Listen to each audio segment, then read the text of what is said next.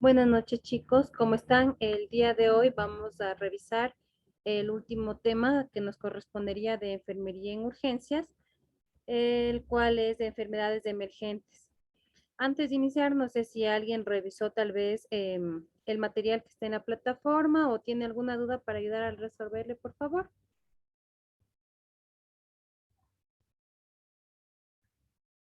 Listo. Si no tenemos dudas, vamos a iniciar. Vamos a compartir el documento que tenemos que exponer el día de hoy. Y vamos a iniciar, por favor.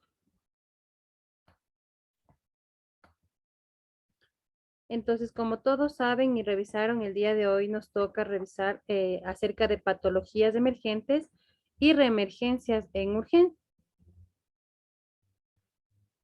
Vamos a hablar entonces del tema. ¿Qué son las enfermedades emergentes?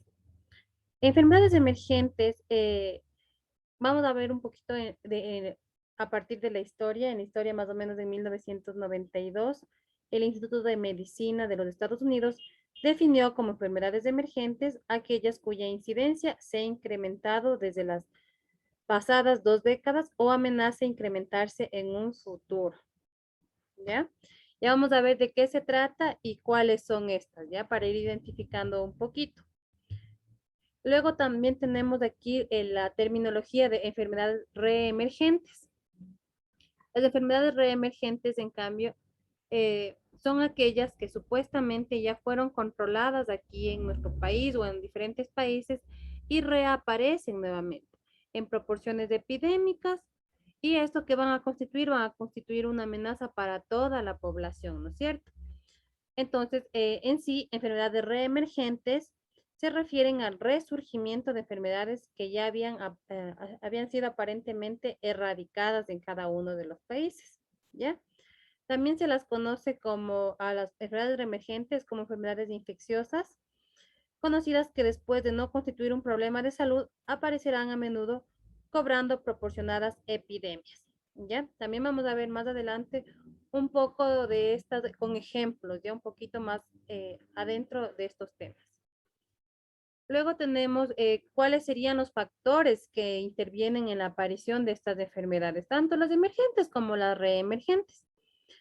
Aquí tenemos 6 factores que intervienen en la aparición de las mismas, como son los cambios demográficos, la invasión por el hombre de hábitat de otras especies, desplazamiento rápido de poblaciones, facilitado por transporte aéreo, aplicación de nuevas tecnologías en la producción de alimentos, uso indiscriminado de antibióticos y mejoras técnicas diagnósticas.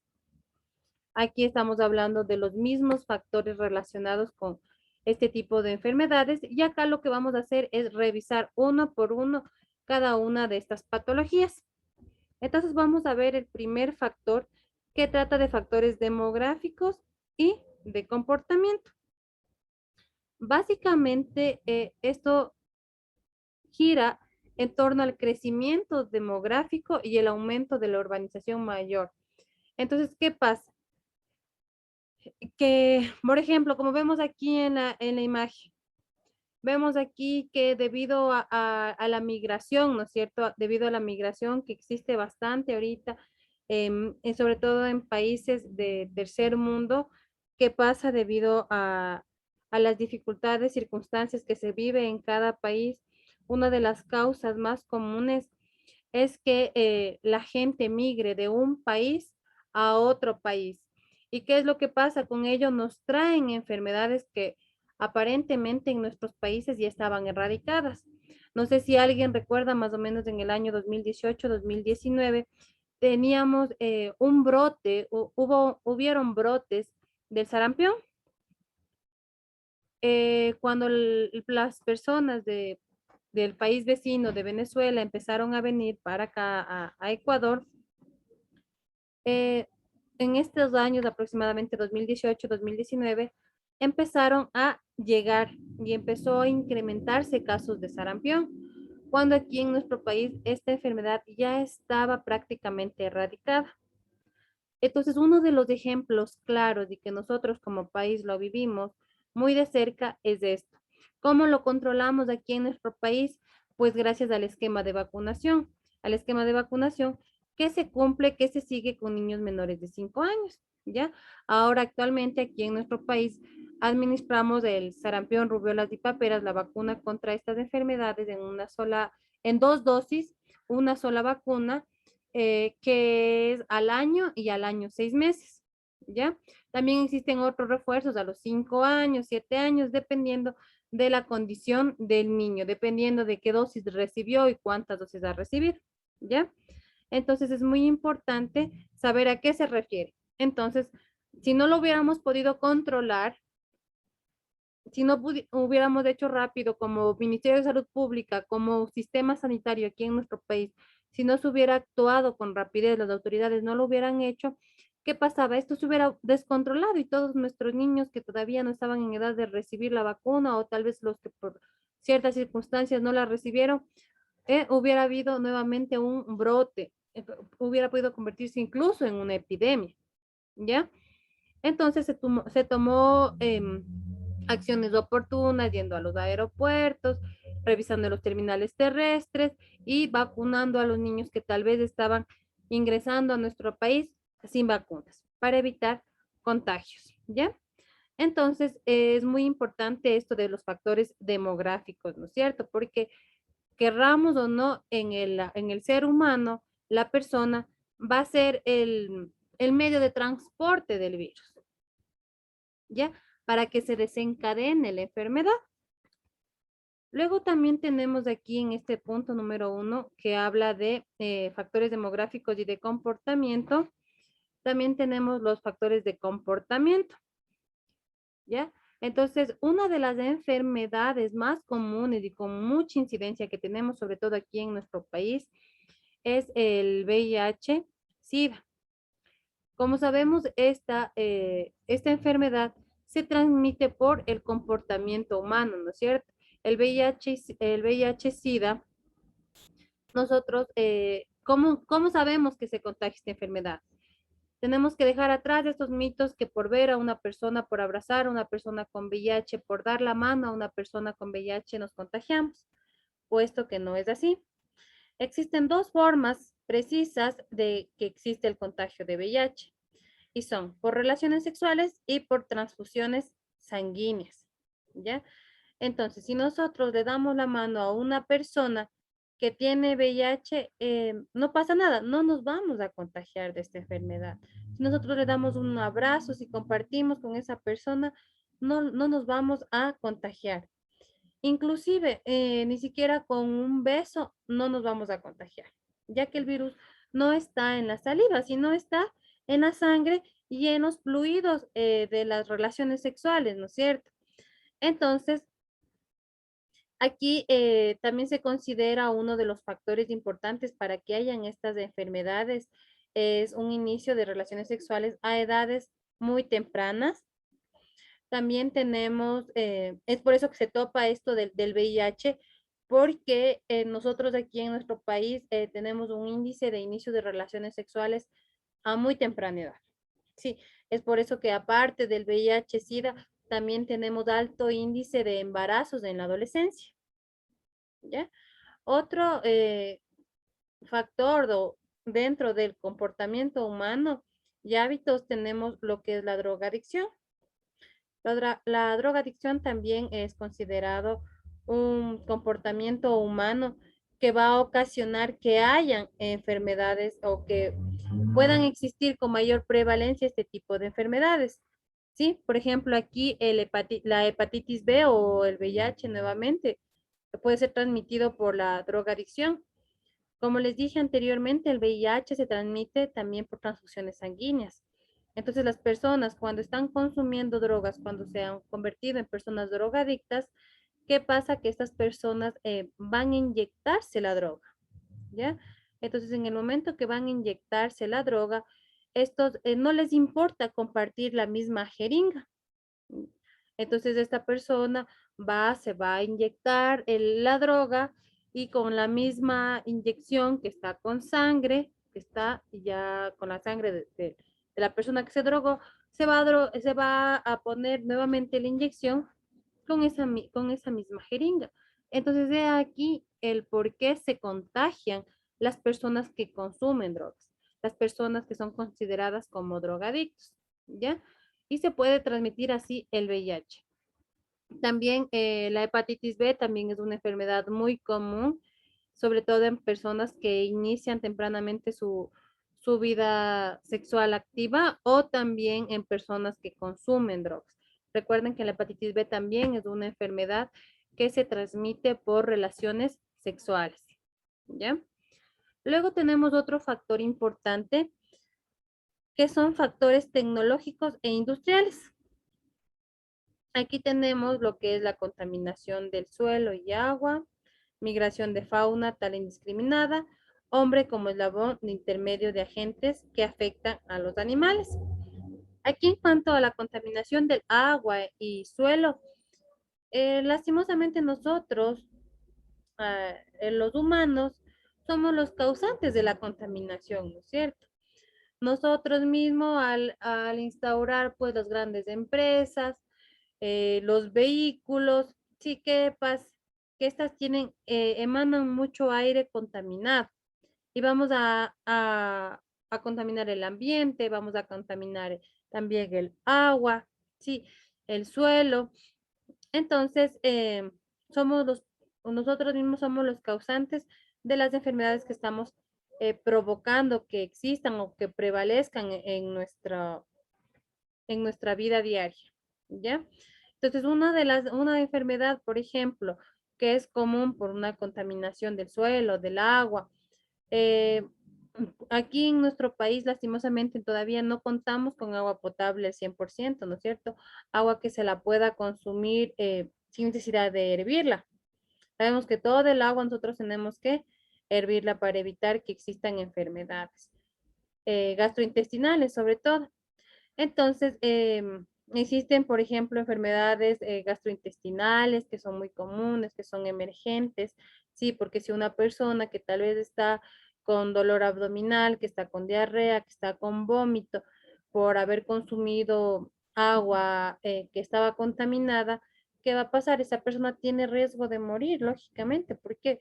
Porque esta persona, el hecho de estar vomitando, al estar con diarrea, esta persona podemos ocasionar en esta persona deshidratación, ¿ya?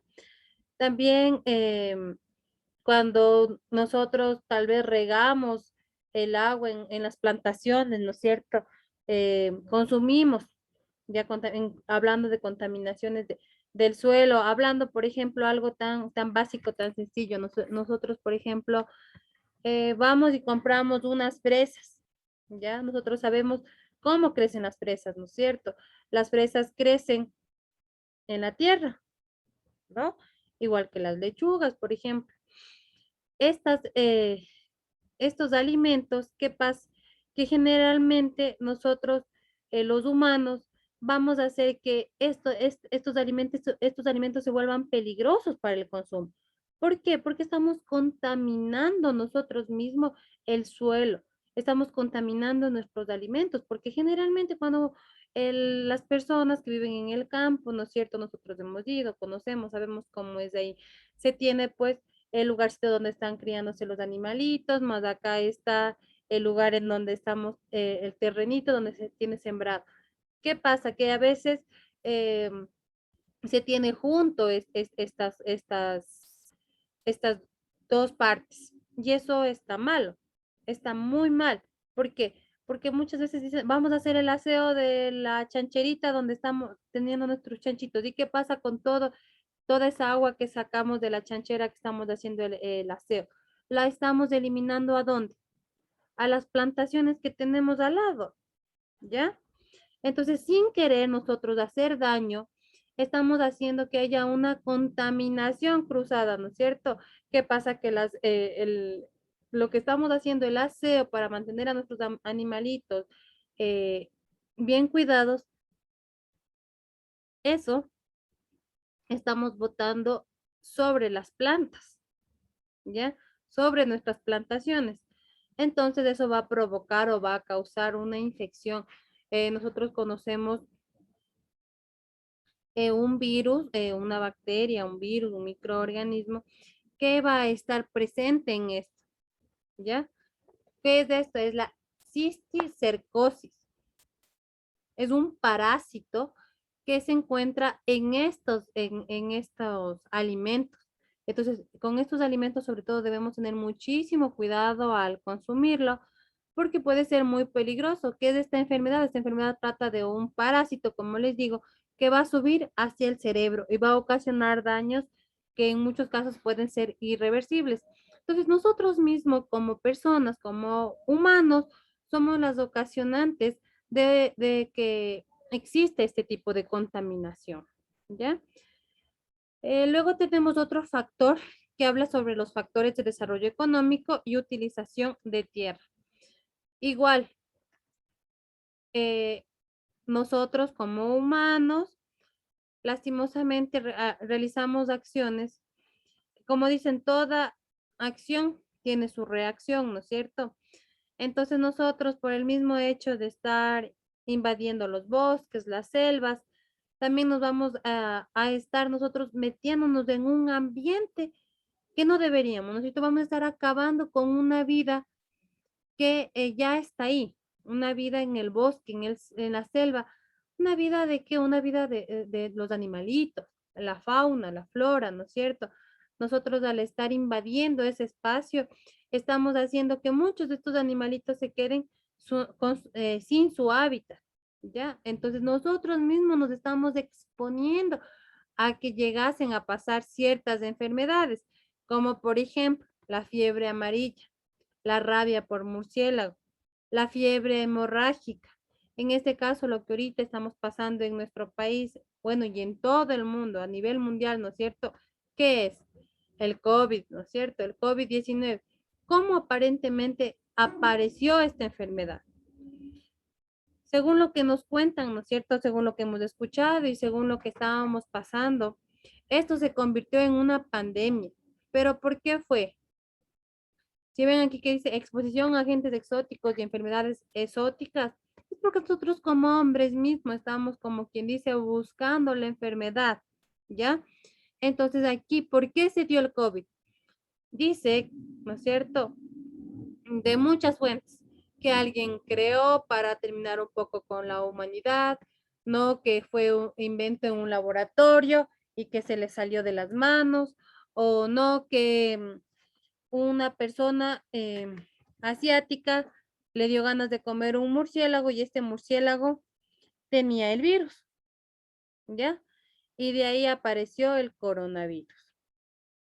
Entonces, de ser el caso eso, entonces nosotros mismos como humanos, ¿qué pasó? Nos expusimos frente a agentes exóticos, ¿no es cierto? Entonces, o enfermedades exóticas. ¿Qué significa esto? Em, Son enfermedades en los animalitos que se pueden transmitir a las personas, ¿ya? Las enfermedades zoonóticas son aquellas que nosotros consideramos que supuestamente había en los animalitos, por ejemplo, la rabia. La rabia es considerada una enfermedad zoonótica. El coronavirus igual es una enfermedad zoonótica, porque se decía que esa es una enfermedad, por ejemplo, la rabia. Es una enfermedad que está en los animalitos, pero que esa enfermedad puede transmitir al humano, ¿ya? Porque no todas las enfermedades de los humanos y todas las enfermedades de los animalitos se puede transmitir. Entonces se las llama enfermedades zoonóticas cuando la enfermedad del animal se puede transmitir al humano, como es el caso de estos ejemplos que tenemos aquí, ¿ya? Para la rabia, nosotros, por ejemplo, si hablamos de atención primaria de salud, que tratamos de resolver los inconvenientes, ¿no es cierto? Los problemas, las problemáticas, decimos que por lo menos del 80% en un centro de salud, entonces podemos darnos cuenta, por ejemplo, en las poblaciones, en las comunidades, que la rabia es una de las causas más comunes de consultas. Sí, aquí en nuestro país tenemos infinidad de perritos de la calle. Y estos perritos, no todos van a transmitir la rabia, pero se sabe que es una enfermedad muy común en los caninos. Entonces, ¿Qué pasa? Que las personas, cuando estamos expuestos a estos animalitos, tal vez son perros callejeros, no saben que no les vamos a hacer daño y nos muerden.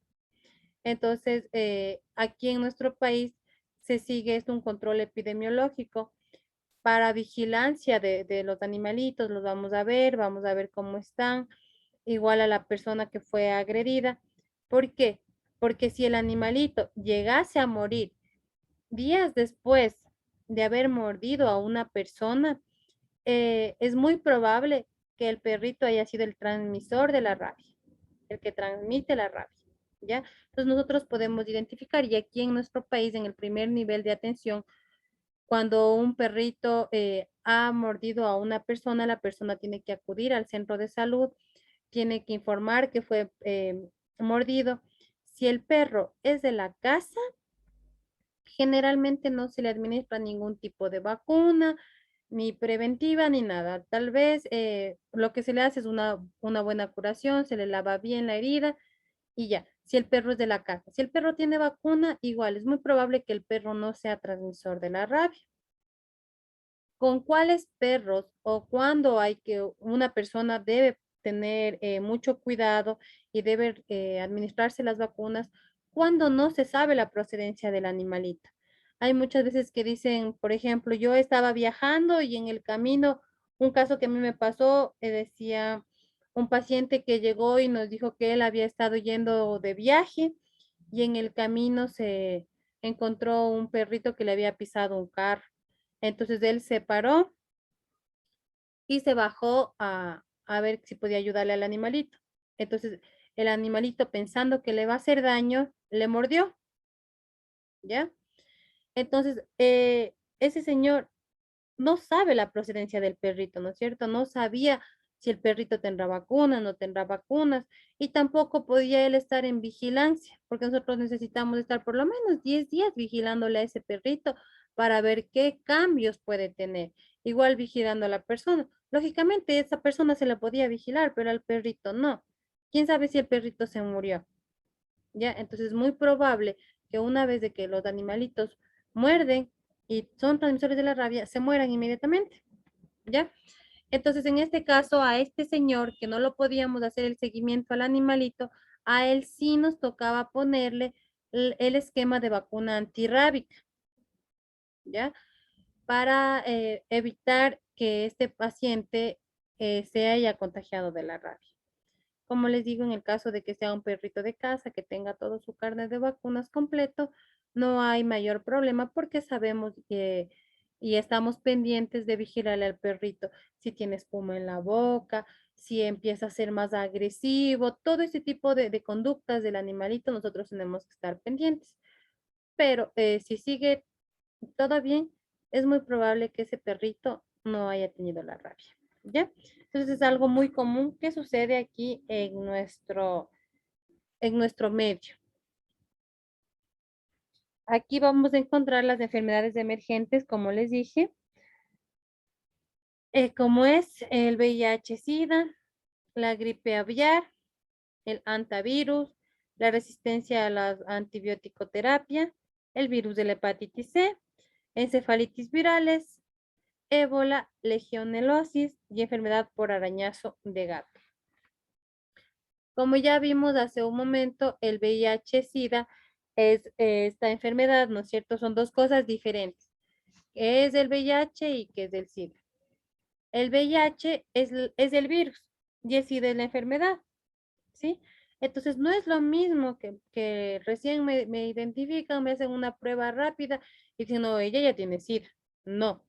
Recuerden, el SIDA es la enfermedad. El VIH nada más es del virus, ¿ya? Entonces, el VIH es el virus de la inmunodeficiencia humana. Y el SIDA es, en cambio, cuando la persona ya está con el virus, ¿qué pasa? Como este virus hace que el sistema inmunológico vaya para abajo, caiga el sistema inmunológico de mi paciente, entonces esto se convierte en un síndrome. Es un síndrome de inmunidad adquirida, ¿ya?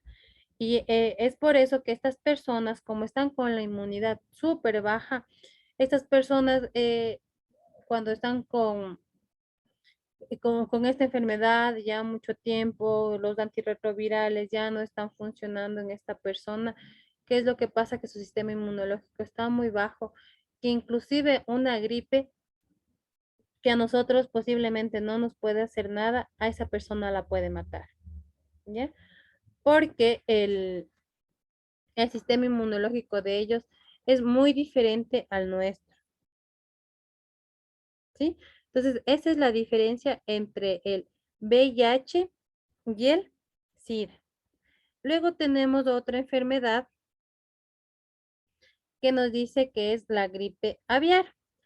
La gripe aviar, más o menos en el año del 2013, más o menos, hubo como un brote aquí en aquí a nivel mundial, ¿ya?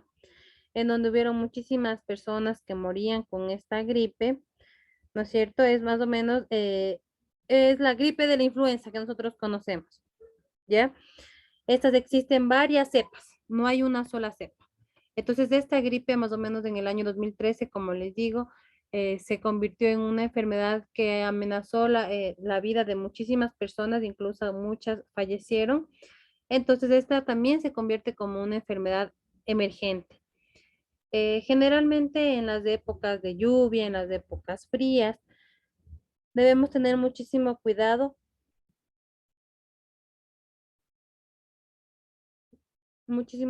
con estas gripes, porque de no poder controlarlas, estas nos pueden causar la muerte, ¿no es cierto? Pero gracias a Dios aquí en nuestro país se ha llevado mucho o se ha cumplido esto. Todos los años se realiza vacunaciones, ¿no es cierto? Sí, campañas de vacunación acerca de la influenza. Como yo les digo, la gripe tiene muchísimas cepas. Entonces puede ser que igual me dio una gripe, pero me dio suave,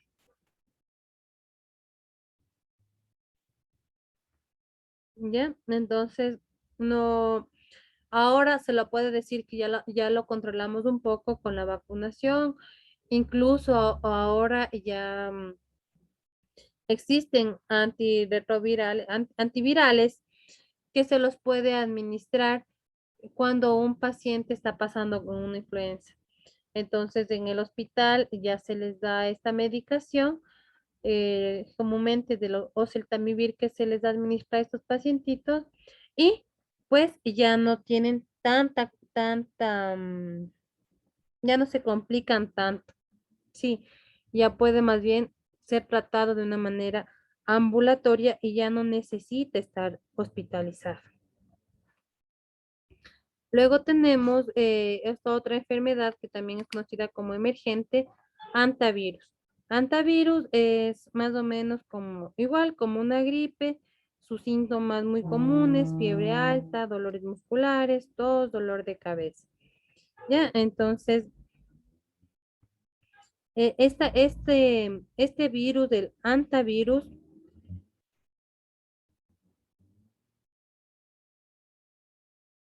generalmente se transmite cuando estamos cerca o estamos en el entorno al lado de los roedores. Sí, es decir, que en nuestra casa, no sé, nos invadieron ratas, ratones, ¿ya? Entonces esta orina o las fecas de estos animales roedores que van a estar en el aire es lo que nosotros al inhalar vamos a adquirir este virus, ¿ya? También tenemos lo que es la resistencia a los antibióticos. Entonces, nosotros, ¿qué pasa? Muchas veces nos ha pasado, ¿no es cierto? Que decimos, bueno, a tal persona le dio, estaba con fiebre, le dolía la garganta, así que fue donde el doctor y el doctor le envió a tomar esta medicación y le mandó el doctor pues unos antibióticos. Pero entonces le decimos, ¿no es cierto? Como le hizo bien a él, a mí también me tiene que hacer bien, pues. Entonces, ¿cómo te estás tomando? Me estoy tomando una besita, o me estoy tomando, no sé, cada 12 horas durante 7 días. Ah, listo, entonces ya me voy a comprar. Entonces yo como no tenía mucho dinero, ¿qué pasa? Me compré cuatrito. para ver qué tal me va. Me tomé esas 4 pastillas, solo me tomé 2 días y me fue súper bien, ¿ya? Me fue súper bien, enseguida me puse bien y no ha pasado nada. ¿Qué es lo que está pasando? Yo estoy creando una resistencia a los antibióticos. ¿Qué quiere decir? Que como le dejé a medio, estaba tomando, yo qué sé, la ampicilina y le dejé a medias tomar esa medicación. Cuando a mí me manden a tomar eso, esa pastilla ya no me va a hacer nada. Ese antibiótico ya no va a hacer nada en mi organismo. Porque yo hice que mi cuerpo, mi sistema a este medicamento lo reconozca como que yo me tengo que defender contra esto y me pongo resistente y que ese medicamento no haga nada en mí. Entonces, ¿qué pasa? Que ya no me van a dar tal vez ese tipo de antibióticos, sino no me van a dar unos antibióticos más fuertes. ¿Por qué? Porque la medicación más suave que antes estaba tomando en mi organismo no hace nada. Yo sigo con la infección, yo sigo con las fiebres, yo sigo con el malestar. Entonces, ¿cuál es la solución? Que me incrementen las dosis de otro medicamento, ¿ya? Entonces, eso es lo que nosotros hacemos cuando nos automedicamos. Estamos haciendo que sobre todo cuando nos automedicamos con antibióticos, estamos haciendo que nuestro cuerpo creen resistencias a los medicamentos, ¿ya? Luego llegamos a otra enfermedad también que es muy común. Hablamos del virus de la hepatitis C. Todo tipo de hepatitis consiste en inflamar el hígado. Tenemos la hepatitis A, hepatitis B, hepatitis C, ¿ya? La hepatitis A, ¿por qué se transmite? La hepatitis A generalmente se tiene una transmisión cuando nosotros consumimos alimentos mal preparados. Sí, cuando nos vamos a la calle y tomamos, no sé, una salchipapa que le vimos a la señora que estaba ahí vendiendo en la calle, no se lavó las manos y peló así las papas y, no sé, estaba vendiendo papa y pollo también y el pollito le cortó con el mismo cuchillo que cortó la ensaladita y todo. O sea, ahí va a haber todo una sola, ¿no es cierto? Una infección cruzada, aparte de que de una mala preparación de los alimentos. Y esto es lo que va a ocasionar la inflamación del hígado. A esta enfermedad se la conoce como hepatitis A. También tenemos la hepatitis B y la hepatitis C. La hepatitis B, al igual que la hepatitis C, se la transmite generalmente por sangre o por relaciones sexuales, sobre todo la hepatitis B. ¿Ya? La hepatitis C, en cambio, se transmite cuando la sangre o los fluidos de la sangre de la persona infectada ingresan en el cuerpo de la persona no infectada por compartir agujas o equipo, sobre todo para inyectarse drogas. ¿Ya? De eso se trata la hepatitis C. Luego tenemos otra patología que es común, que son las encefalitis virales. Aquí si hablamos, recuerden hace rato yo les dije hepatitis, les dije es una infección del hígado, ¿ya? Una inflamación del hígado. Entonces, si yo les digo encefalitis viral, estoy diciendo itis. La terminología itis representa a infección, inflamación. Entonces sería una infección, ¿no es cierto?, en el encéfalo. Viral se refiere a virus. Entonces sería una infección en el encéfalo causado por un virus, ¿ya? Entonces estas enfermedades también debemos estar muy pendientes. ¿Cómo nosotros podemos saber qué es esta enfermedad? Por ejemplo, llega nuestro paciente, estamos trabajando en el hospital, estamos trabajando en emergencia y llega el familiar y nos dice que el paciente ha estado con mucho dolor de cabeza, nos dice que ha estado con fiebre, que parece que está con gripe y que también está convulsionando, que el paciente también ha convulsionado. Entonces, en ese caso, nosotros podemos pensar que el paciente está atravesando una encefalitis, ¿ya? Entonces, para ello es necesario realizarle exámenes complementarios para identificar si esa encefalitis es bacteriana o es viral. Dependiendo de eso, el médico pues podrá tomar la decisión correcta para ver si damos antivirales o damos antibióticos, ¿no es cierto? Pero básicamente la encefalitis trata de cuando el cerebro, cuando el encéfalo ha sido invadido por virus o bacterias y este se encuentra inflamado, infectado, ¿ya?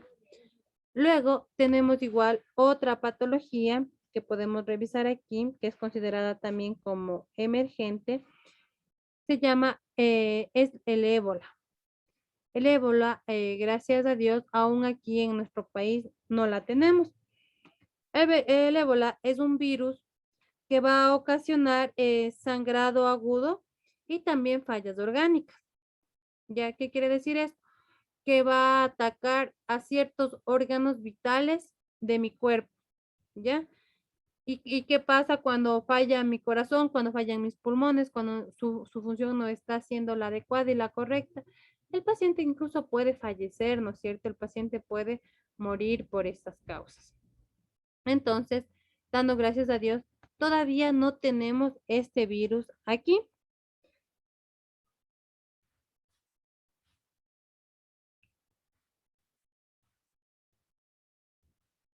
Luego tenemos otra patología, también conocida como enfermedad emergente, que es la legionelosis. Esta, en cambio, es una enfermedad ocasionada por una bacteria, que también van a ocasionar, todas estas que son infecciones, van a ocasionar fiebres. Recuerden, todas las infecciones generalmente tienen su característica primordial, que es la fiebre. Ya. Entonces, si yo veo que un paciente tiene fiebre, ya 3 días hace alzas térmicas y no le baja a este paciente, le damos antipiréticos y no le baja, es probable que este paciente esté con algún tipo de infección, alguna inflamación, alguna infección, tiene alguna infección. Incluso revisamos sus exámenes de laboratorio y vemos que sus glóbulos blancos están elevadísimos, están sobre los cielos. ¿Por qué se da esto?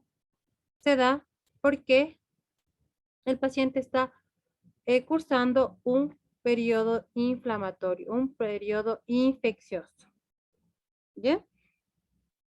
Y finalmente nosotros tenemos otra enfermedad que se la conoce como enfermedad por arañazo de gato. Esta enfermedad generalmente lo que hace es infectar los ganglios linfáticos. ¿Y por qué se inflaman? Porque un gato nos rasguñó o nos mordió el gato. También cuando un gato muerde, también es probable de que el animalito pueda ser el transmisor de la rabia. Y también esta enfermedad, que se llama enfermedad por arañazo de gato, que consiste en que los ganglios linfáticos de una persona se los van a inflamar. ¿Ya? Luego tenemos las enfermedades reemergentes. ¿Qué quería decir reemergentes? Son enfermedades que se creía que ya estaban controladas, pero que todavía no lo son. ¿Por qué? Porque vinieron de otro país, o con la migración vinieron y hicieron que estas enfermedades otra vez vuelva a haber un brote. Otra vez vuelvan a existir esas enfermedades que ya creíamos que no vamos a tenerlos aquí. Entonces tenemos enfermedades reemergentes como son enfermedades virales, enfermedades bacterianas, parasitarias y enfermedades micóticas.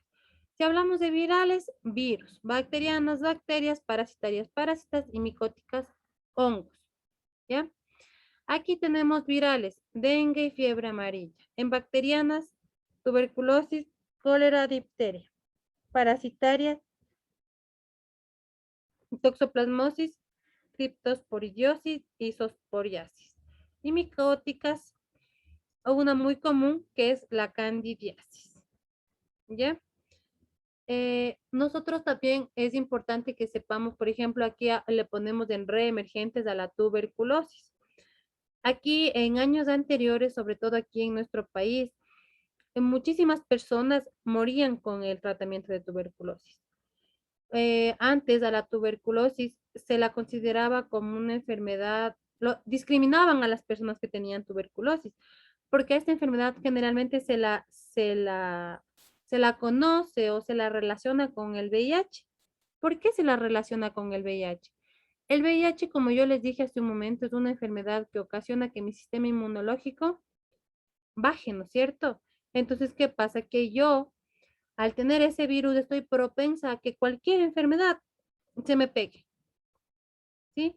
A que yo a la enfermedad, a cualquier enfermedad le diga, pues bienvenido, porque mi sistema inmunológico no puede defenderse, no puede luchar, no puede pelear. Entonces, por eso, muchas personas decían que no. Todas las personas que tienen tuberculosis tienen VIH. Entonces las discriminaba, cuando no es así. La tuberculosis es una enfermedad que afecta a los pulmones. Bueno, existen tuberculosis pulmonar y tuberculosis extrapulmonar, pero la que más fácilmente nos vamos a contagiar, lógicamente, va a ser la tuberculosis pulmonar, ¿no es cierto? Porque esta enfermedad nos vamos a contagiar, por ejemplo, si yo tengo tuberculosis y estamos cerca, ¿qué pasa? Que yo al momento de hablar, simplemente de hablar, nosotros sin darnos cuenta expulsamos unas gotículas pequeñas de saliva, que en esas estamos emanando nosotros el virus a la otra persona, ¿ya? Entonces, antes se la consideraba así y era una enfermedad muy discriminante. Pero ahora, gracias a estudios y todo, se ha podido concluir que la tuberculosis no tiene nada que ver con el VIH. No es que yo seguro tengo VIH y por eso me dio la tuberculosis. No es así. La tuberculosis, como les digo, se puede dar a diferentes partes de nuestro cuerpo. La que contagia es la tuberculosis pulmonar, porque nos puede dar tuberculosis extrapulmonar y tengo tuberculosis ¿qué puede ser? En las capas de los pulmones, puedo tener tuberculosis a los intestinos, sí, este virus estaba de la tuberculosis puede estar en cualquier parte de mi cuerpo. Es un bacilo que puede estar en cualquier parte de nuestro cuerpo. Entonces, antes, muchísimas personas por este miedo a ser discriminadas no decían que tienen tuberculosis y se morían muchísimas personas con esta enfermedad, ¿ya? ¿O qué pasaba? Esta tuberculosis sí es curable, no es una enfermedad como, por ejemplo, el VIH que tiene que vivir el paciente toda la vida. No, la tuberculosis, si el paciente se adhiere al tratamiento, cumple con su tratamiento, esta enfermedad se va a sanar completamente, ¿ya? Entonces, esta enfermedad consiste en tomar cierto medicamento que se conoce como medicamento antifímico, cierto medicamento todos los días de la semana. Si el paciente está hospitalizado, pues va a tomar de lunes a domingo. Si el paciente está en ambulatorio, si está en la casita, lo va a tomar de lunes a viernes, ¿ya? Entonces nosotros, como personal de salud, entregamos, antes, ¿qué hacían? Decíamos, a ver, el tratamiento consiste en tomar 7, 9 meses del tratamiento, así que, ¿qué hacían? Les daban todas sus cajotas de pastillas para que el paciente se vaya a la casa a tomar. Entonces, para que todos los días tome su medicamento, como ese paciente tiene tuberculosis, vaya y se toma. Pero, ¿qué pasaba? Se dieron cuenta que seguían los índices de tuberculosis muy altos.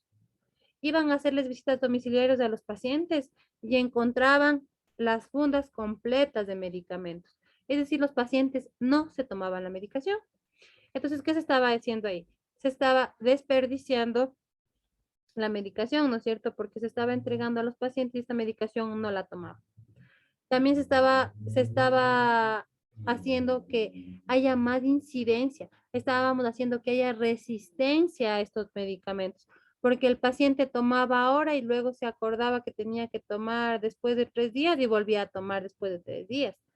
Entonces, estos pacientes hacían que ese medicamento, su organismo lo reconozca, que lo haga resistente y que si toma la siguiente ya no le va a hacer nada.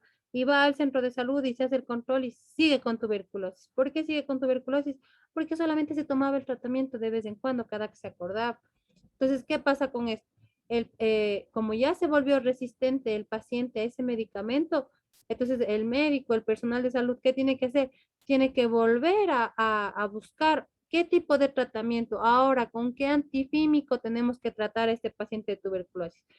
Como esta medicación que era de primera línea, que era de primera elección, no va bien con el paciente porque este hizo que haya una resistencia, entonces tenemos que buscar otro tipo de medicación, tal vez más fuerte, ¿ya?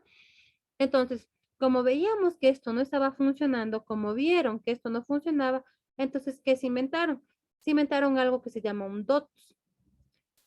Esto trata del tratamiento de la tuberculosis, tratamiento acortado directamente observado. ¿Qué quiere decir esto? Que nosotros como personal de salud vamos a exigirle al paciente que vaya al centro de salud a tomar la medicación, ¿ya? Entonces el paciente va al centro de salud todos los días a tomar la medicación, de lunes a viernes, sin falta. Entonces, ¿qué pasa? Yo ya no yo como personal de salud ya no le entrego, tenga señor, tome la medicación para una semana. ¿Por qué? Porque ya hay estudios que dijeron que eso no funcionó, que eso ya, ¿qué pasó? Que seguían habiendo muchísimos brotes, que esto ya se convirtió en una pandemia y que no se podía controlar esta enfermedad. ¿Por qué? Porque la gente no cumplía. Entonces, por eso se decidió realizar esta estrategia y que esta ha dado buenos resultados. Claro que en nuestro país tenemos índices de tuberculosis, pero ya no tan altos. Ya no hay tanta mortalidad por tuberculosis, ¿ya? Entonces, es importante saber que esta enfermedad que se la conoce como reemergente y muy común aquí en nuestro país es la tuberculosis. Es una enfermedad que se puede curar, es una enfermedad que no tiene nada que ver con el VIH, sino que, como ya les expliqué anteriormente, y es una enfermedad relativamente rápida de curar. Si el paciente no hace resistencia, es decir, toma el antifímico completamente, todo el esquema, completa los meses que tiene que tomar, el paciente simplemente se toma la medicación de primera elección y ya se recupera. Pero si toma, abandona, ¿qué pasa? Hay riesgo de contagiarle al círculo que le rodea, ¿no es cierto? O tal vez va en el bus por ahí, tose, estornuda y ya contagió a las personas que estaban ahí. Depende del sistema inmunológico también de las personas que estuvieron, ¿no es cierto? Entonces, recuerden eso acerca de esta enfermedad reemergente. Luego también, como vimos anteriormente, en estas enfermedades reemergentes nos encontramos con enfermedades que oímos muy seguido, ¿no es cierto? Sobre todo a las personas que viven en la costa. ¿Por qué? Porque hago referencia a la costa, al oriente, porque en estos lugares todavía no está el 100%, bueno, ni en la sierra, ¿no? Pero generalmente estos mosquitos se desarrollan más en tierras calientes, ¿no es cierto? Entonces, allá en la costa, cuando, como les digo, hay todavía este problema de la falta de agua potable, ¿qué pasa? Que muchas veces, ¿qué hacemos o qué hacen allá? Guardan el agua, ¿no es cierto? Y el agua se estanca. Entonces esto es como el hábitat de los mosquitos. A ellos les gusta vivir ahí, ¿ya? Entonces, ¿qué va a pasar? Estos mosquitos van a picar a la gente que está ahí y van a ocasionar estas enfermedades. Estas enfermedades son parecidas, tienen una clínica muy parecidas, pero existen cositas que las diferencian las unas con las otras. Entonces aquí podemos ver las enfermedades que nosotros conocemos, el Zika, el dengue y el chikungunya, ¿ya? Como decíamos, estas enfermedades al tratarse de infecciones, estas van a ocasionar fiebres, ¿ya? Fiebre dependiendo desde 2 días hasta 10 días puede ocasionar. Fiebres elevadas. Algo común que también tienen estas tres enfermedades, dolores de cabeza, ¿ya? También algo en común que estas enfermedades tienen las tres, dolores musculares, dolores articulares, Y cuando uno ya empieza a tratar tal vez de hacer en una clínica diferencial, podemos ver aquí en el SICA que tenemos conjuntivitis no purulentas, ¿no es cierto?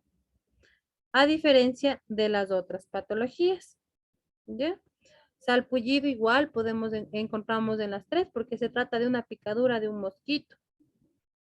Entonces, estas enfermedades, ¿a qué queremos llegar? Estas enfermedades que nosotros podemos controlar, se vuelven emergentes porque si no nos tratan inmediatamente, si no se las trata inmediatamente, estas pueden ocasionar incluso la muerte, ¿ya? Lastimosamente no existen vacunas contra estas enfermedades, pero sí existen medidas preventivas. Por ejemplo, ¿cuál sería una medida preventiva? Vaciar los recipientes que se tienen con agua, ¿no es cierto? Si nos dicen que los moscos generalmente les gusta vivir ahí o pasan ahí, entonces lo más lógico sería tratar de vaciar los recipientes con agua para evitar de que los moscos estén ahí, ¿no es cierto? También aplicar repelente por lo menos cada 3 horas. Imagínense a las personas que viven en la costa, les pica. Ahora nosotros que somos serranos, que somos de otro clima diferente, vamos para allá y pues con más razón nos van a picar estos mosquitos, ¿no es cierto? Entonces nosotros debemos de aplicarnos repelente por lo menos cada 3 horas. Si vivimos o si vamos solo de visita o si las personas viven ahí, lo recomendable es que estas personas utilicen repelente. También a veces el calor, ¿no es cierto? Queremos estar lo menos tapado posibles. Pero si estamos en una zona que es muy probable que que hay muchísimos mosquitos, entonces preferible nos aguantamos del solcito, pero vamos a evitar de que los moscos nos piquen. También algo muy importante, siempre asegurarnos de que la casita esté limpia. Vamos a reforzar la limpieza en la casita. También vamos a evitar el agüita que esté estancada y la basura, enterrar todo tipo de basura, ¿ya? Serían unas formas de prevención, sobre todo de estos 3 tipos de enfermedades. Eso sería en cuanto a lo que es las enfermedades emergentes y reemergentes. Para ello, antes de ello, es importante, nosotros antes de dar por terminado, es importante saber que existen, nosotros podemos prevenir estas enfermedades como salud. Claro que podemos prevenir. Educando primero a nosotros como personal de salud. ¿Para qué? Para que podamos identificar a tiempo estas enfermedades de riesgo, ¿no es cierto? Para que todo el tiempo nosotros como personal de salud, al menos si nos toca trabajar tal vez en un servicio de emergencia, todo el tiempo nosotros podamos identificar y decir, no, pues este paciente probablemente tiene tuberculosis, ¿qué voy a hacer? A este paciente lo voy a aislar, no porque lo vaya a discriminar, no porque le va a decir, no, no, señor, ¿sabe qué? No, no le puedo atender. No, lo voy a aislar, porque con eso, con esa actividad que yo estoy haciendo, voy a evitar que otras personas también se enfermen, también se contagien, ¿ya? Entonces nosotros debemos de educarnos constantemente para poder dar el tratamiento adecuado a nuestros pacientes. Y como les digo, le aislamos al paciente. Pero, o ¿qué pasa? Le educamos al paciente que está con tuberculosis pulmonar, le realizamos todos los exámenes y nos dio positivo. Entonces le vamos a decir, pero no se preocupe, ¿no es cierto? El paciente puede seguir haciendo su vida, pero con protección. ¿Qué quiere decir esto? Mascarilla, él y la familia que le cuida, igual siempre hacer el aseo correcto de los lugares en donde está eh, el paciente ocupando y sobre todo el cumplimiento de la toma de antifímicos. Porque es fácil, cuando el paciente es cumplido, todos los días va y toma la medicación. Generalmente al mes que se les hace el control ya para ver cómo le está yendo con el tratamiento, generalmente a estos pacientes que son así cumpliditos, enseguida les sale negativo la vaciloscopía. ¿Qué quiere decir esto?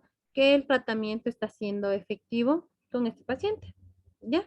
Entonces, para eso es importante que nosotros nos eduquemos para poder identificar. Independientemente en el nivel de atención que nosotros estemos trabajando, nosotros debemos identificar a tiempo los posibles riesgos para el paciente, para nosotros como personal de salud y para los demás pacientes, ¿no es cierto? Entrenamiento y capacitación continua en materia de riesgo, como ya les dije anteriormente. Control y normativa en bioseguridad. Recuerden, la norma básica elemental de la bioseguridad es el correcto lavado de manos. No importa si yo me voy a poner guantes estériles, guantes de manejo. Sí, por eso no me lavé las manos. No. Aunque yo vaya a utilizar guantes, lo más importante es que yo utilice o que yo me realice un correcto lavado de manos. Recuerden, es la norma básica de la bioseguridad. ¿Y cuánto yo considero que es un correcto lavado? ¿Cuánto tiempo tengo que demorarme a lavarme las manos? Yo debo demorarme aproximadamente de 40 a 60 segundos en el lavado de manos, ¿ya? Si yo me demoro este tiempo y sigo los pasos de acuerdo a lo que me indica la Organización Mundial de la Salud, yo estoy salvando vidas. Yo estoy asegurando que la atención que voy a brindar a mi paciente es la correcta, está segura. Entonces, el lavado de manos salva vidas. Aparte de que es una norma y la norma más importante de la bioseguridad. Como dice bioseguridad, ¿qué significa bio? Vida. Seguridad, seguridad, ¿no es cierto? Entonces, ¿qué querrá decir? Se, querrá decir seguridad para la vida, tanto para el paciente como para mí, porque yo también soy humano, ¿no es cierto? El hecho de que sea personal de salud no me deja, no me quita de ser humano. Yo soy humano, tengo familia, tengo hijos, tengo esposo, tengo mamá, papá, ¿no es cierto? Entonces, ¿qué pasa? Que yo también tengo que protegerme, ¿sí? Así como protejo al paciente, yo también tengo, si yo estoy en riesgo ahorita con la pandemia, yo por el hecho de ser personal de la salud no cogí, me fui y atendí a mis pacientes sin equipos de bioseguridad. No, porque atrás de mí tengo mi familia. Lo mismo atrás de ese paciente tiene su familia. Entonces nos debemos cuidar de lado y lado, de parte y parte. Ahí vamos a poner en práctica lo que son las normas de bioseguridad. Cuidarnos nosotros y cuidar a los pacientes. Ahorita, si yo iba a atender a un paciente con COVID, lo que yo tenía que hacer es utilizar todo el equipo de protección para cuidarme yo. Pero, por ejemplo, cuando no estábamos en pandemia, si yo estaba con gripe, si yo estaba con tos, entonces yo no iba, pues me tocaba trabajar en un servicio, me tocaba trabajar en pediatría. Entonces, ¿qué pasa? Yo sé que en el hospital están muchísimos más virus y hay muchísimo más riesgo de contagio. Pero si yo como personal de enfermería, que le voy a atender a ese paciente, le voy a ir a dejar la medicación, voy a estar cerquita del paciente, si yo toso al lado de él o estornudo al lado de él, es muy probable que yo le contagie, ¿ya? Entonces, ¿qué es lo ideal? Si yo estoy enferma, utilizo una mascarilla, utilizo todo el tiempo medidas de protección para evitar que yo, como personal de salud, contagie a mi paciente. Así como también puede ser el otro caso, como les dije hace un rato del COVID. El paciente puede contagiarme a mí, ¿ya? Entonces, una forma de prevención de enfermedades emergentes y reemergentes, como les dije, es el control y el uso correcto de la normativa de bioseguridad, llevando todo lo que la normativa nos dice para realizar la atención a nuestros pacientes. Y aquí la respuesta a emergencia sanitaria y laboral. Pudimos darnos cuenta de esto, de la importancia de la respuesta a la emergencia sanitaria y laboral ahorita. Ahora, cuando nos tocó vivir esto, que nadie estábamos preparados, ¿no es cierto? Cuando nos dijeron que todo el personal de salud tiene que acudir a los hospitales porque existe una enfermedad que no sabemos qué pasa y tienen que venir a trabajar. Entonces, muchas de las personas nos pusimos a pensar y veíamos en las noticias y decíamos, pues, mira, si yo me voy a trabajar, posiblemente yo me puedo morir porque me puedo contagiar y mi familia. Entonces, nosotros, al ser personal de salud, es más o menos como los militares, los policías, ¿no es cierto? Si les dicen, pues, otra vez Perú va a venir a robar territorio a Ecuador, así que todo el mundo tiene que reclutarse y que nos vamos a la guerra. Algo así nos tocó a nosotros, algo así nos pasó a nosotros. Y nos dijeron, todo el personal de salud deben venir a ayudar. Pero muchas personas nos daba mucho miedo, no queríamos, ya, pero ahí estaba la formación, el por qué nos formamos y para qué nos formamos, ¿no es cierto? Entonces ya dependió mucho de las personas que lo decidimos y de las personas que no lo decidieron, ¿ya? Aunque las personas que lo decidimos lo hicimos con mucho cariño, pero también con mucho miedo, ¿no es cierto? Porque teníamos miedo de que algo nos pase y ya no vamos a estar con nuestra familia. Algunas personas lo hicimos y sacrificamos a nuestra familia, tal vez yéndonos a vivir lejos, tal vez yendo a la casa después de aislarnos tanto tiempo para evitar de que nuestros seres queridos también vayan a ser contagiados, ¿no es cierto? Entonces es importante también esto sobre la respuesta de emergencia sanitaria y laboral, que nosotros como personal de salud estemos preparados y sobre todo listos para poder colaborar, para poder servir, ya que para ello nos estamos formando y nos hemos formado. Listo, no sé si es que no tienen ninguna duda, si no tienen ninguna pregunta, podemos dar por terminada la clase del día de hoy, que es la última clase, esto de las enfermedades emergentes y reemergentes. Recuerden, chicos, cualquier duda que tengan o inquietud, ustedes pueden llamarme en el horario de 6 de la tarde a 8 de la noche, de lunes a viernes. ¿Sí? Si no tienen más dudas, si no tienen más inquietud, yo les agradezco mucho por su presencia y pueden desconectarse, chicos. Muchísimas gracias y tengan una linda noche.